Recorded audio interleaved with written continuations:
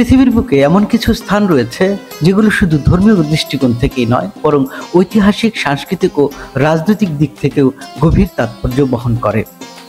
জেরুজালেমে অবস্থিত আল আকসা মসজিদ এমনই একটি স্থান। এটি মুসলিম উম্মার কাছে তৃতীয় পবিত্রতম মসজিদ এবং ইসলামের অত্যন্ত গুরুত্বপূর্ণ একটি প্রতীক। আল আকসা মসজিদের ইতিহাস বহু প্রাচীন। ইসলামের ব্যাখ্যা অনুযায়ী এটি সেই স্থান যেখানে নবী মুহাম্মদ সাল্লাল্লাহু আলাইহি সাল্লাম মেরাজের রাতে ঊর্ধ্বগমন করেন। কোরআনে এটি মসজিদুল আকসা নামে উল্লেখিত রয়েছে। এটি ইসলামের প্রথম কিবলাও ছিল, যা পরবর্তীতে কাবা শরীফে পরিবর্তিত হয়।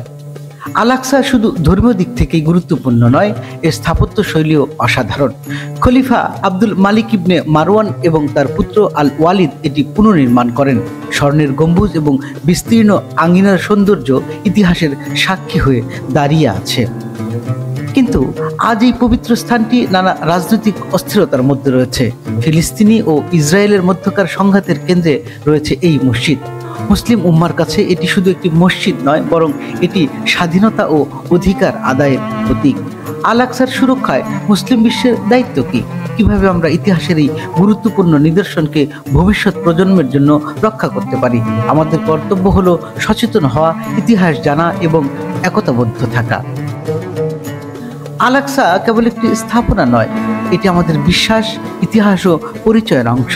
আসুন আমরা সবাই ঐক্যবদ্ধ হই এবং এর মর্যাদা ও সুরক্ষা নিশ্চিত করি।